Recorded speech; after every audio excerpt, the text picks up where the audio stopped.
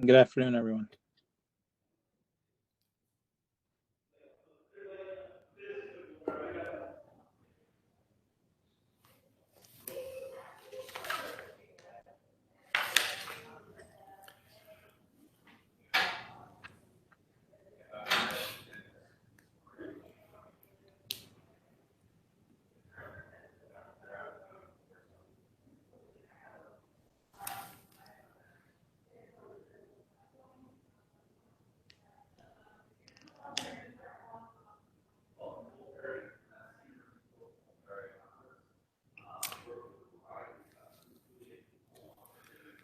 So I want to thank everyone for joining this afternoon. Hope your summer's going well. Keep my remarks brief, and I'll just turn it over to Chief Clifford to start going down through the agenda. Chief? Thank you, Mayor, and thank you, everybody, for joining us today. We have a pretty in-depth agenda, and I just wanted to remind everybody that all of the documents that I'm looking at are on the website, and you can go on there under the reform and get a copy of them. It has our project tracker, and we should have our agendas posted also. The first thing I wanted to mention is that, and this is very important, we are in the middle of our recruitment efforts for the police test. That test is going to be held on September 18th.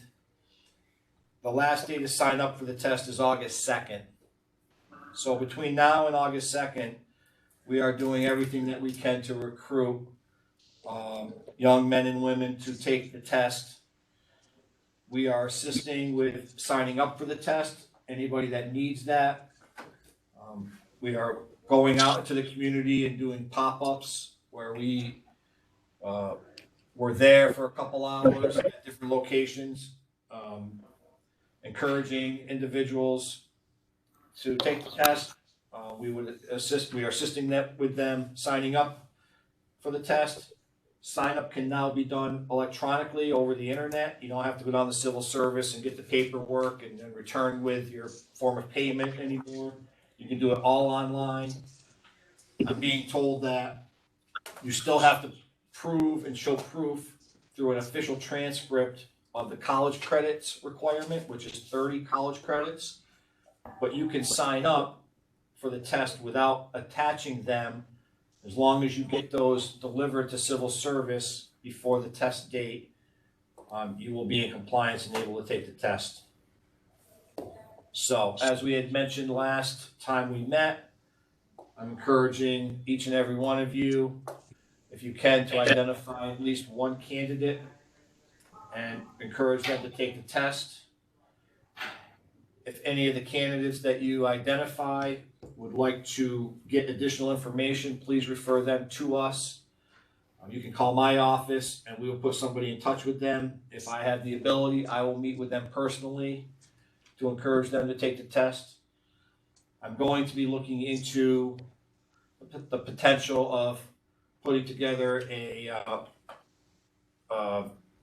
study session, the ability to present a classroom type setting where we show candidates examples of the test and some advice on how to succeed taking the test. So that's something that we're going to look to do.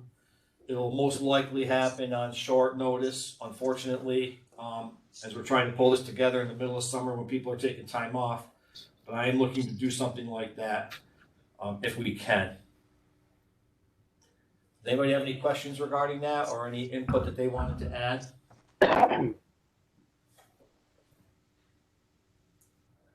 Chief, just one question. Based on the efforts that you're doing, the department's doing, and you know that's going on, do you actually have a count of candidates today, given the test is 2 weeks away? I have not requested that. I'm not sure if civil service can provide that or not.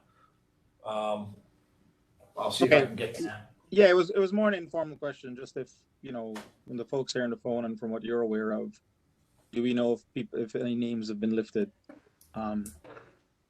Thanks. That's all. It was, I want to say they don't release last that week. until they have all the applicants in.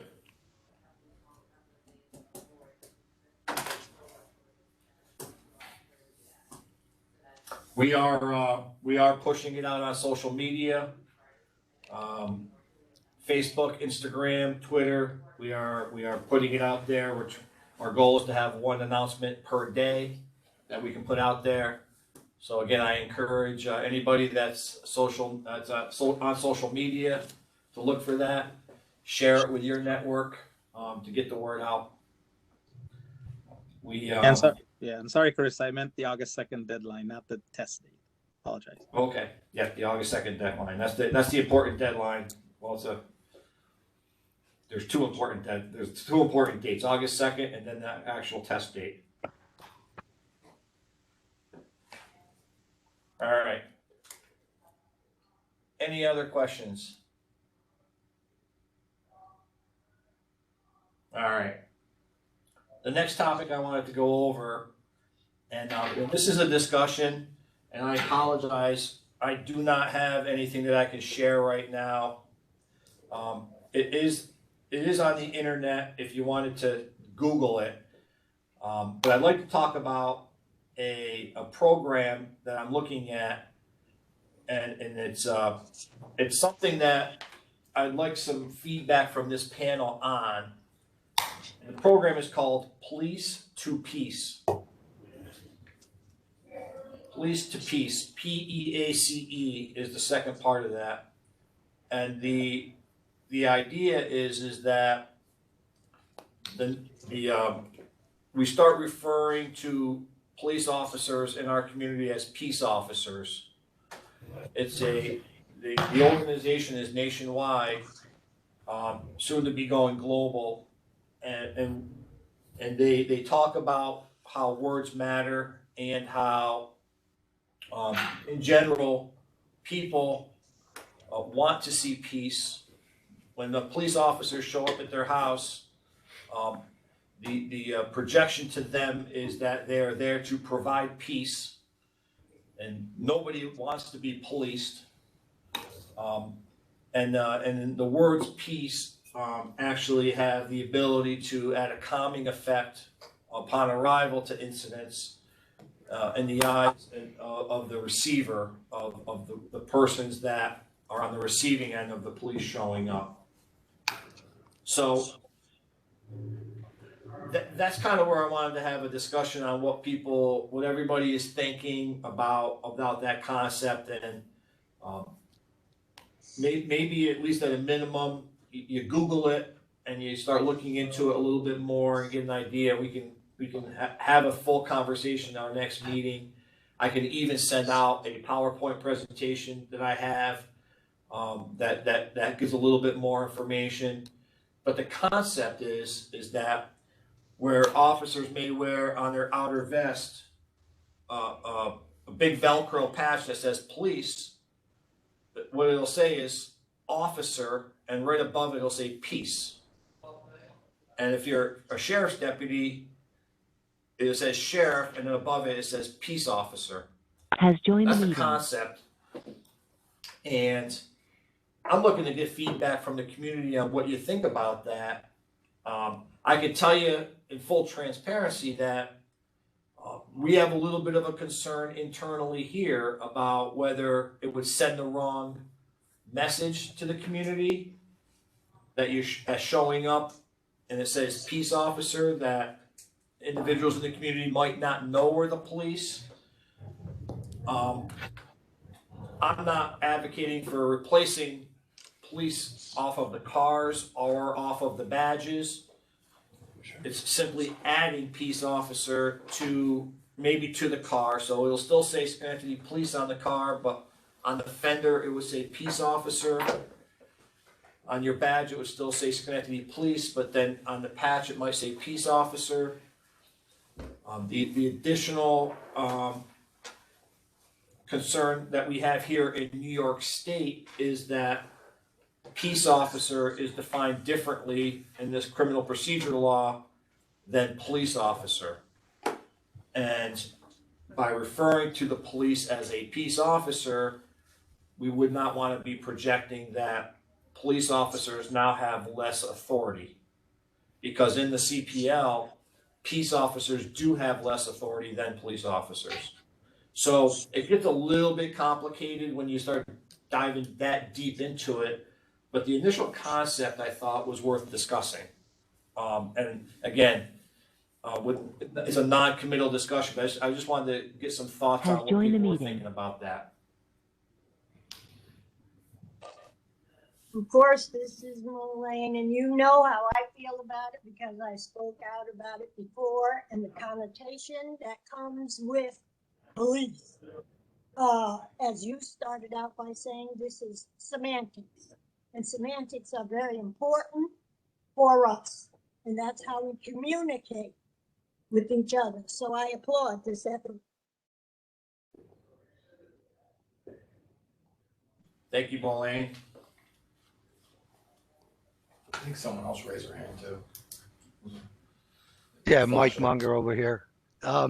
Yeah, Chief, you kind of already talked about the question between the authority and, like you said, it's a national program or whatever.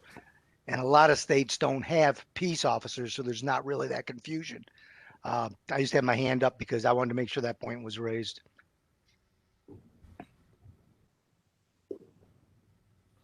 Thank you. Appreciate that, Mike. Anyone else?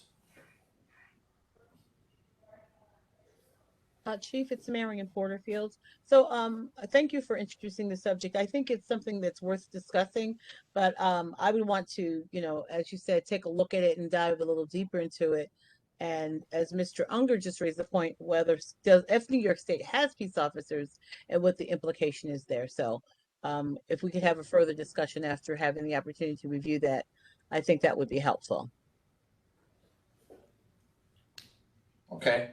What I may do is I may get that PowerPoint presentation to everybody on this conversation here, and I'll be looking for some feedback between now and our next meeting, and if I can get somebody from the organization to come and even speak for 15-20 minutes, it might be worthwhile to have that. I'm even considering doing that internally because I'm not the best salesperson for the organization, and my initial I've been looking at this organization for probably a few months now. It's probably 4 to 5. But what got me to want to reach out to the executive director was our discussion we had regarding a police chaplain program, not wanting to bring that both internally and externally, and the term peacekeeper as being a part of the police chaplain program. And that's what kind of got me started to think about it, that if we could start referring to ourselves as peacekeepers within the community, it would be a positive thing. And that's kind of what led me to want to have a conversation with her. And she, the executive director that I spoke with made a lot of sense to me, and I think it would be worthwhile to bring her to this panel. So I'll send that out, and then if I get enough feedback on thumbs up, yeah, let's do it. I'll invite her to come to a panel meeting. There's even a potential that if we can't get her to come to a Wednesday at 2, maybe we put together an evening one with just that as the topic. Maybe a little bit more convenient for everybody to jump on it if it's only for under an hour or a half-hour meeting. Sound good?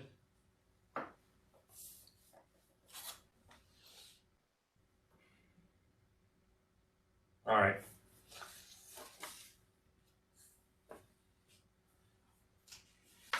Next topic I want to talk about is an overview of our project statuses. Again, this this project tracker, it's in the form of a PowerPoint or a spreadsheet, and is going to be continuously updated with where we're going on things. While we are making progress on each and every one of them, there's nothing major to comment on now as far as any progress made over the last month and since the last meeting, because we've purposely slowed down a lot of these things until we could get to the next topic. Might as well just jump right into that, which is the subcommittees, and where I would like to have volunteers that would like to either be a part of a subcommittee or lead a subcommittee on the community side. Really what I would like to see is that when we talk about each of our subcommittee, I'd like to have somebody that's going to lead it on the community end, and I'm going to name a leader on the department end. And between the two leaders, they will collaborate to bring in other members of the community that want to be a part of the conversations, be a part of the discussions about the topic. And then the two leaders will get together and present to the steering committee what they have come up with. And internally at the command staff level, as long as we don't see any issues with that, it's my intention to move forward with that. If we see any legal issues or operational issues, I will certainly raise them, and I will have to reserve the ability to change course if I see a reason. And if there's a reason, of course, I'll say what it is. But so that being said, looking for anybody for volunteers for any of these subcommittees. I guess just let's go ahead and speak up and tell me which one you're interested in. And if there's anybody else that's interested in the same one, I'm going to start taking names down, and I'll let you know who I'm assigning. If I can go through them one by one, if that will help everybody.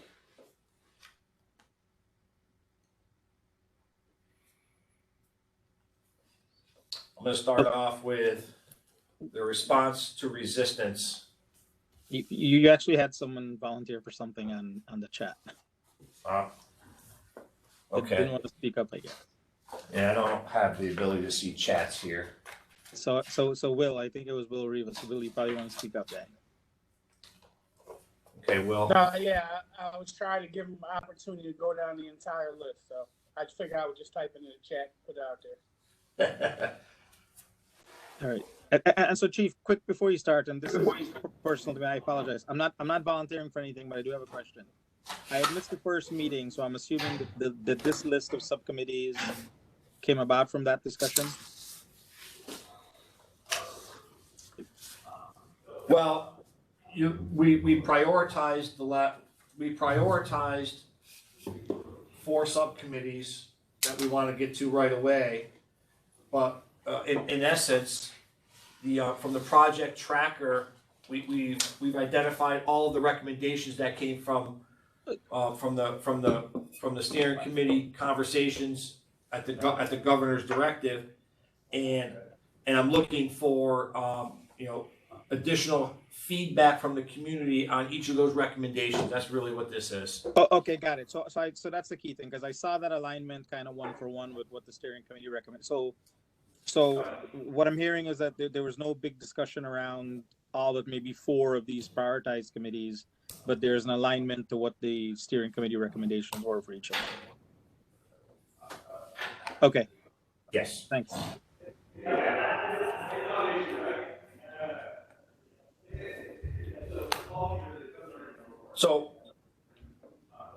So starting off with the response to resistance, this is our use of force form that we are going to be making it electronic, and we are going to be changing some of the metrics, some of the data that we collect when force is used, and we're changing the name of it to response to resistance because not every response to resistance includes force. It's not that we're going to shy away from saying the word force, that force was used. It's just that sometimes the response to resistance is at a certain level, and then it might increase to a use of force. And we want to be able to properly identify what was done and how much force was used, if force was used. So once the proper reporting is done, we want to make sure that we are now reporting it properly to the public, and that's part of our commitment to transparency. So what this task force will be asked for is what will that report look like? What does the community want to see as it relates to force used by this department in response to resistance? And that's what I would like this panel to come up with, or this individual subcommittee to come up with. And on the department's end, Lieutenant Sanders will be leading this effort.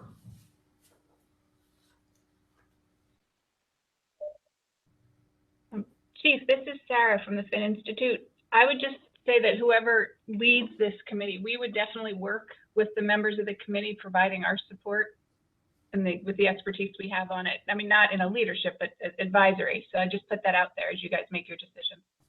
Okay.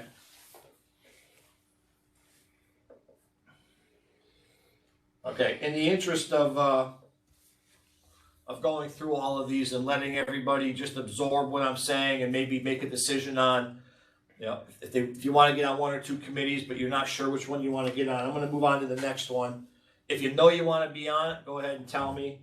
If you're not sure, you want to take some notes down and think about it and then email later, that's fine too. The next one is community engagement. And this is one of our prioritized ones. This is where we want to have the community tell us what they want the engagement to look like, what they want to see the community policing done by this department to look like, and what they want that to address. And the secondary part of this is going to be, what does the community policing of mental health calls, persons in crisis, homelessness response, substance use response, many of the calls for service that we receive that we have identified as ones where there's members of our community better trained to deal with. What will that look like on the policing end of it?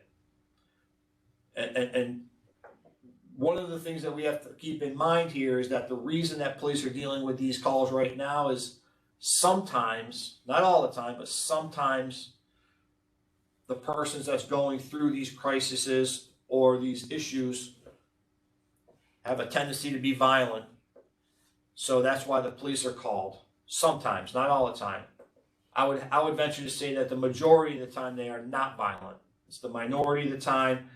But even then, we have to make sure that the service provider is safe. So what's the role of the police in dealing with these issues?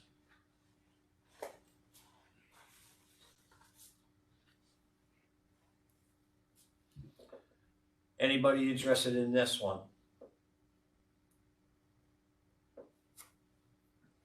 I'm going to move on to the next topic, which is de-escalation training. The big question here is that how does the public know that de-escalation training is working, what we're doing? So one of the things that we thought about is, and as an educational piece, this subcommittee will become aware of what the department is doing on the de-escalation and possibly even participate in some activities that show the challenges that the police are presented with many times, and then be able to report back to the subcommittee and the community about the efforts that are being made both by the department and the profession of policing when it comes to de-escalation. Sergeant Deering is going to be leading this by the Schenectady Police Department. He is our lead trainer. He's our sergeant in charge of training. and he is becoming one of our trainers on de-escalation.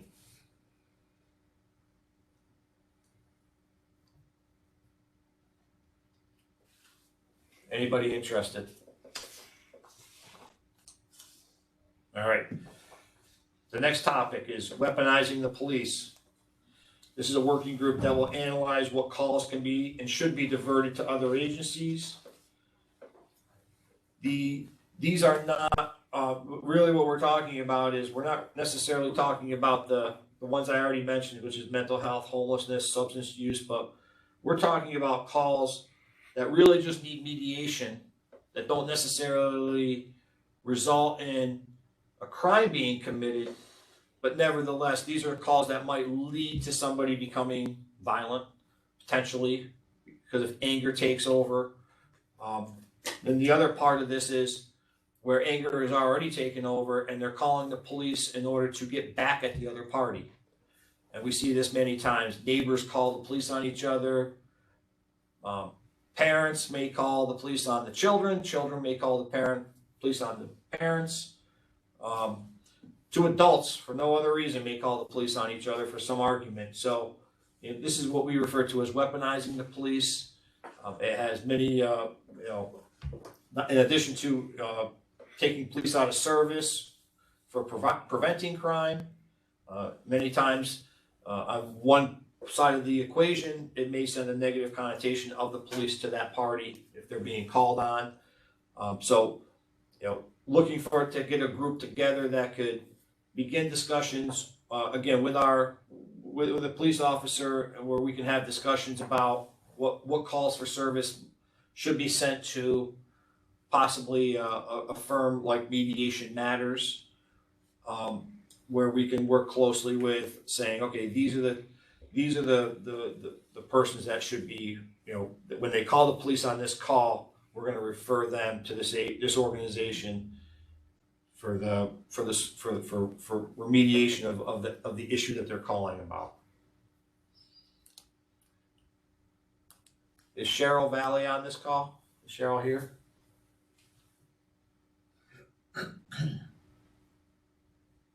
I don't see her. All right. I only bring it up because she had mentioned, I've been working closely with her on this, and she had mentioned that this is something that she'd want to work closely on. She might possibly be our civilian lead on this, unless anybody else is interested in this.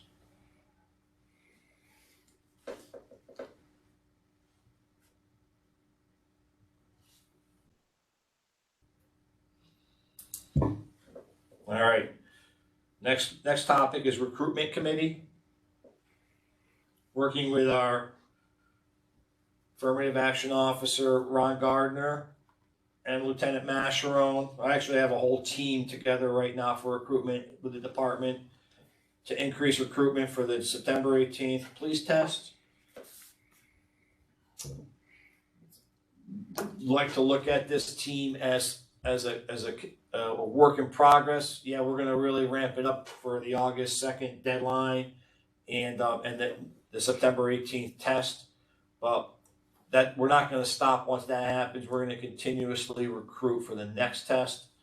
And while right now our recruitment is for the persons of certain criteria, which is a certain age with the certain educational requirements and physical fitness abilities to take the test immediately. Once we get past the test, we're going to want to start looking towards the next one, which might be 2 years away from now. So this gives us the opportunity to find people that will have time to get the college credits, we'll have time to get in shape, and we'll have time to explore careers in policing and maybe make a decision in the future. So that's where the continuous recruitment is going to be going, and looking for a committee that can work closely with us to properly recruit within the city individuals that will better represent our city at the police department.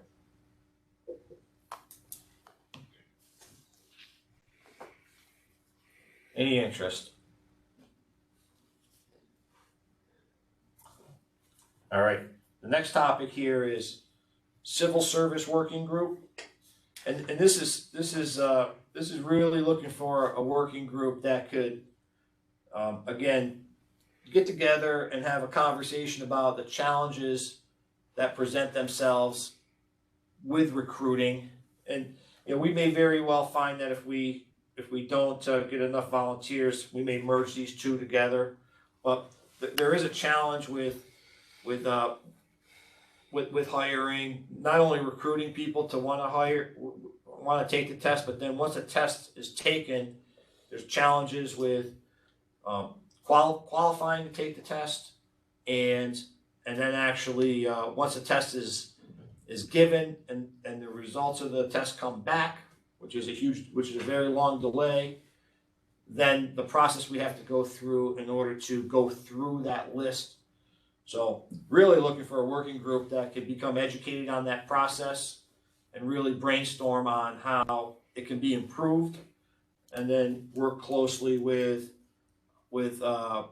myself, the mayor, and possibly some of our local legislators to inquire about whether changes can be made.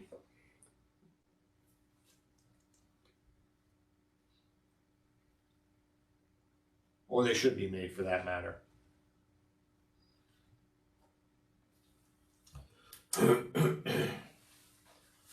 Next topic that we have written down here is anti-racism training. Looking for a group of individuals to work with us to develop a unique training program really geared towards policing.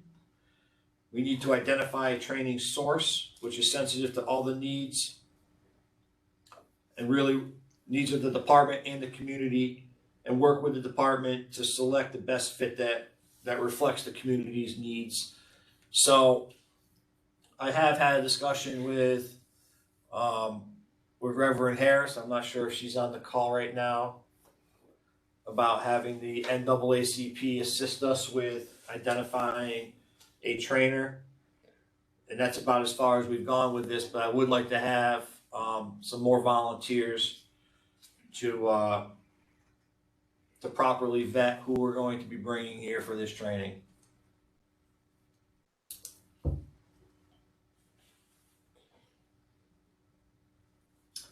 Next topic is procedural justice.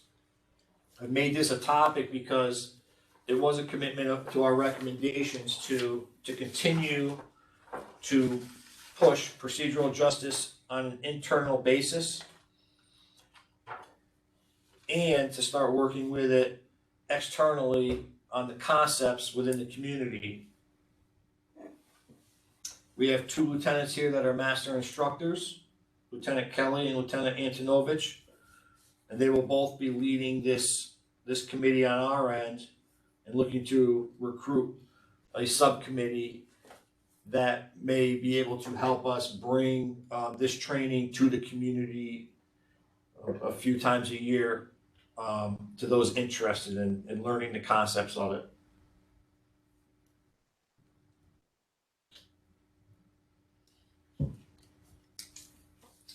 We already have some supervisors signed up for instructor level training.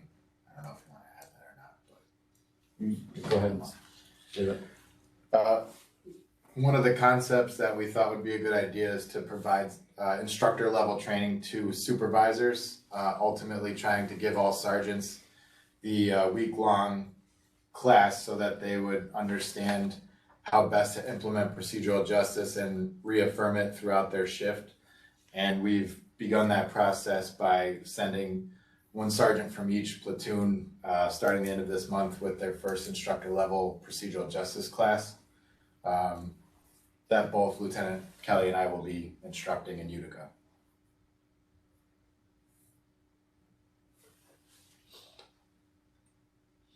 Thank you, Lieutenant. Or, excuse me, for my benefit, can you explain procedural justice? I can't grasp that concept. Please explain. Sure. So it basically breaks down to four principles: giving people a voice, being neutral in decisions, showing respect and trustworthiness. And it's something that, you know, it translates well into law enforcement, but it translates well into everyday interactions in any profession or any business. There's Thank the you so curriculum. much. You're It welcome. sounds like a life skill rather than something that should take training, that should come with us as adults and human beings. Well, one of the things, and one of the parts of this training talks about how we get off track, because most people come into life and their experiences with very noble, positive thoughts, but over time, through interactions and experiences, your corners start to erode. So a big part of this is conversations and reminding officers and reminding people really why they chose to take this profession.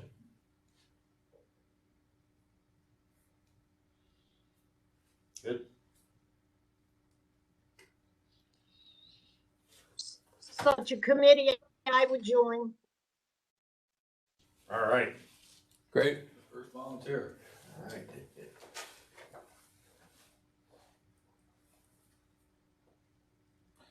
All right, the next subcommittee that we have here is for our community police substation. And in the recommendations, it was brought up that the community has a request for a police substation. And what we would like to do is we would like to have some discussions about that. We have a couple of thoughts on this matter internally here. One of those is that we use our command center as a mobile police substation. And the conversations that we would pose to the subcommittee is what would that look like and how would that work? The additional thing I'd like to mention here is that we are currently pursuing a grant that will allow us, and we're working in conjunction with the Fin Institute on this grant. So Dr. McLean, if you want to add anything to this, please do. The grant that we're pursuing is going to be to give us the ability to allow more community interaction on conversations virtually.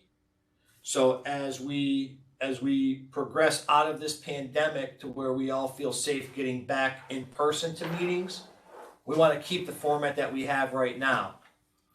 We want to encourage in-person participation, but if somebody cannot make it, if they're at work and they want to participate but they have to be at work, or if they can't leave their house, if they have childcare issues or health issues, they can still participate. So the goal here is to increase participation in these conversations and meetings that will improve transparency, improve participation, and get more people involved in things that are going on. And we are looking to not just make this police related, but this will be expanding on a citywide level as part of this this grant that we're looking to explore and start working on. Dr. McLean, was there anything more that I should add to that? No, I don't think so at all. All right. And I know that I've in discussions with the mayor. He's looking to increase this at other levels of the city government. Mayor, was there anything else you wanted to add on that?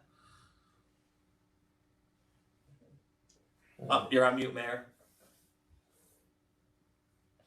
My mic was off. No, I think you've outlined it good, Chief. And again, we're just part of this process to recruit people to start to work on this topic and then the other committees so that we can move ahead to obtain the collective goals that we want. Thank you, Mayor. So again, the message has been heard loud and clear that the community wants a substation, but the reality of it is that we may not have the bodies to staff a fixed location, and by having a mobile location or virtual participation at a higher level, I think that we could meet the needs that are being asked for. But we're looking for a subcommittee that could help vet that out.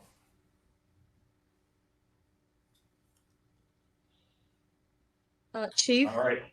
Yes. Chief, this is Councilwoman Porterfield. So I don't want to be on subcommittee. I just want to say that. That's not what I'm saying. But I do know that people who have a lot of interest in this, but are not on the call today. So is it possible, first of all, two things, if you could send out a list of, you cover a lot of committees and what they're what they're about. If we could certainly get that in an email document. And also, will there be an opportunity for others who are not on the call, but who have expressed an interest to send information to you or to whomever you would like to receive it, for them to be on that subcommittee? Yes, the answer is yes.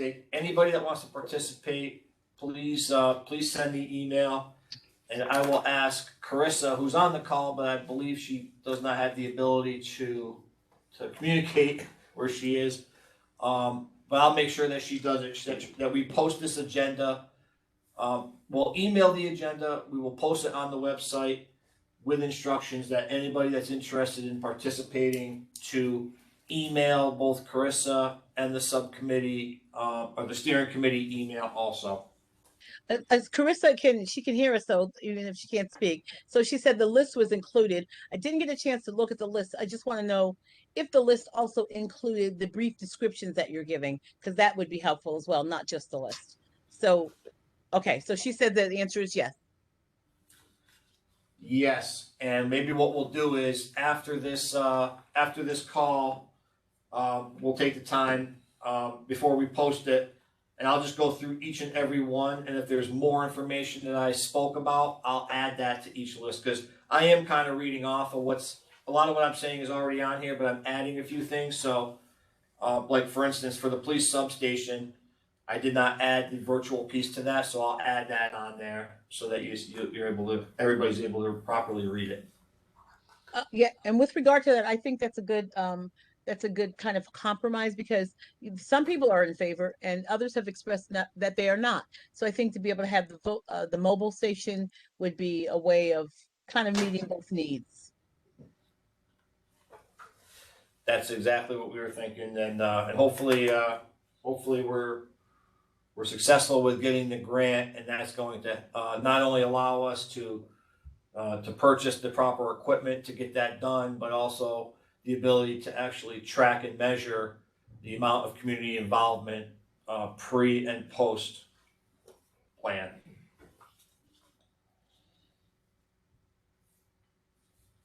I will also join such a committee because you all know why. All right. Thank you, Melaine. The next committee would be community conversations and call to action. They are two of our recommendations that we've merged together, and the idea here is that it came out of the conversations the steering committee conversations that many of the conversations should be community led, and the police should be there as observers and participants if invited, rather than the police leading the conversations. The community should. So looking for a working group that can start facilitating these conversations. We will be here.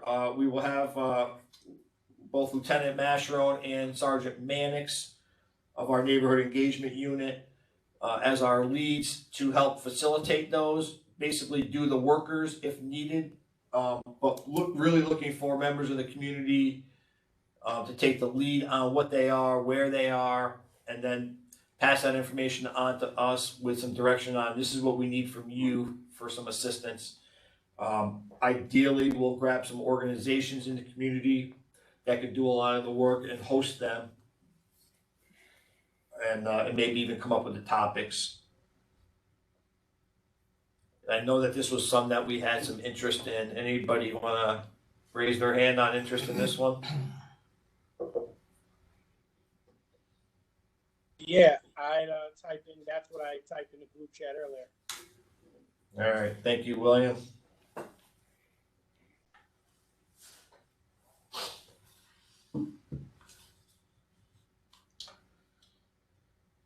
Next topic is going to be, this is one for our community outreach officers. And this is really a idea generator, think tank in order to come up with identifying cultural training needs for our officers. And the example that's on the front of our minds is to train our officers on Hindu weddings, and understand and learn what it takes for a wedding to be put on, and the steps that go through for the weddings, and so that we're aware of them. And if certain music is going on, we know that if it's part of a wedding celebration, there's a time to it, and then it'll be off. We're better able to serve the community by not interrupting it, but maybe also explaining to neighbors that this is a wedding ceremony, it's only going to last this long, and then it'll be over with. But then I'm sure there's many other things that we need to learn from the various cultures that exist in the city. So this would be a committee that would help us identify those cultures, identify people that may be able to help train our officers on these various cultures. And we're going to want to make this a continuous effort to keep bringing to our department, because as officers retire and new officers come on, we're going to need continuous training on a variety of different things, or whatever's identified.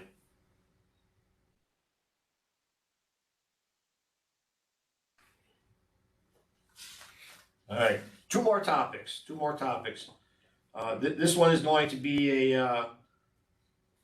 led by Lieutenant McLaughlin, which is an online reporting and transparency, online reporting, transparency, and stop reporting. So 3 things, all technical based, looking for members of our community to look at our online reporting platform right now and tell us where we can improve, what's difficult, what's easy, advise us on, from a transparency perspective, what does the community want to know more about. And then the stop reporting, this is the electronic version that we're using right now for when officers stop individuals in our community, whether it's a traffic stop or a pedestrian stop, that we are properly reporting that, documenting that stop, and then generating reports of that stop and the particular demographics of those individuals stopped, so that we can measure ourselves on, are we over policing certain neighborhoods, or are we over policing certain demographics of our community, and clearly address that if that is the case. But more importantly, be transparent in that reporting so that the community knows what we're doing and why we're doing it. Chief, can I add to that for a second? Has left the meeting. Sure. It's Lieutenant McLaughlin. I'm sorry, the camera isn't quite functional. The only thing that I would add is we'd also show in the committee what it is from the perspective of the officer as well, so that you have full transparency of what's required and how the officer has to go about it, also to solicit feedback in case we didn't think of a better method. So I'm always open to looking at other perspectives in case I'm missing something or there's a better data collection method than we've even employed.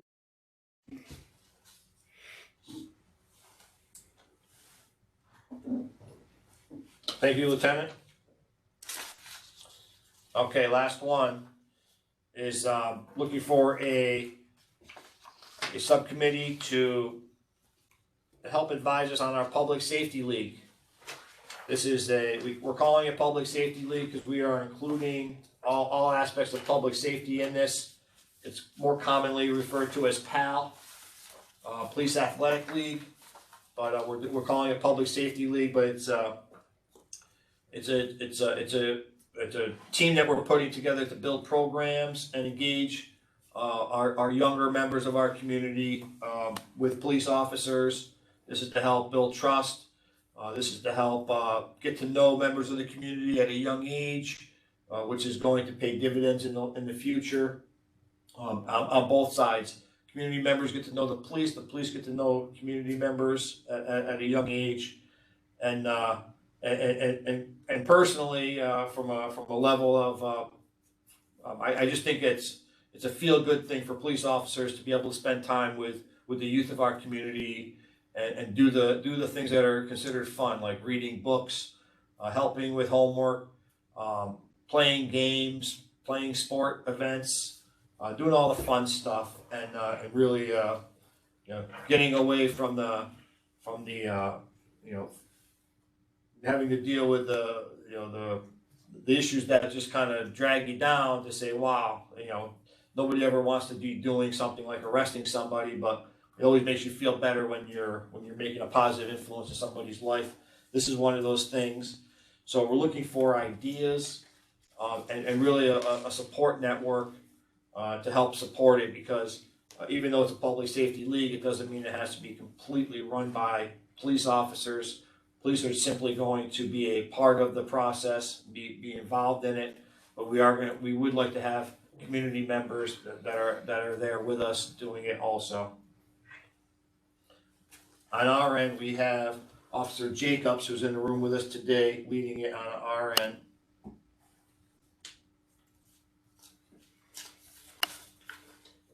Okay, so that's the list right there, and again, at this point right now, we have some volunteers on many of these topics, but we have some that we don't have volunteers yet.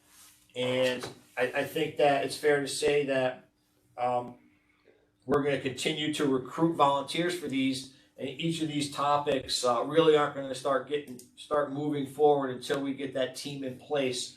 So I encourage everybody that's on the call here, pick a topic or two, let us know which one you're interested in. Once we get a good solid number of people, at least more than 2 people, that we feel we can start moving forward with meetings, dates, and times, we will start doing that.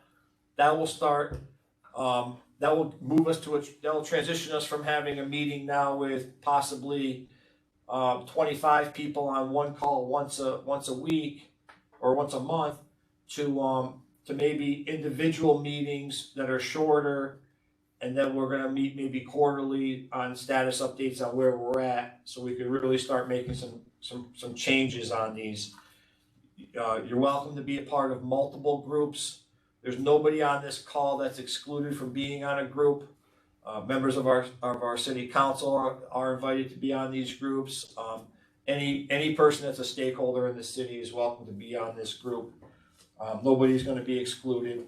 All we ask for is to be a productive team member and bring ideas to the table, and then we will work through them on that. All right. Anybody have any comments, questions, concerns?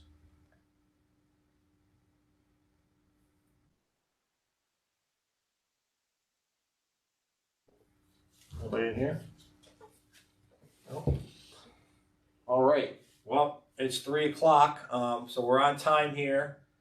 Thank you, everybody, for your time, and I look forward to seeing the emails flow into Carissa with the volunteers' names.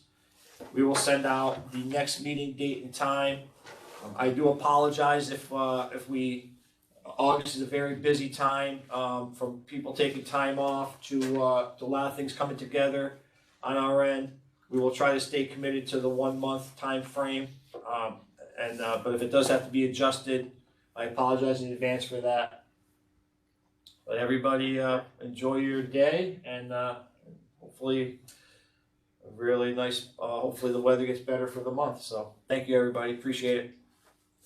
Take care. Stay safe. A participant has left the meeting. Good night. Has left the meeting. A participant has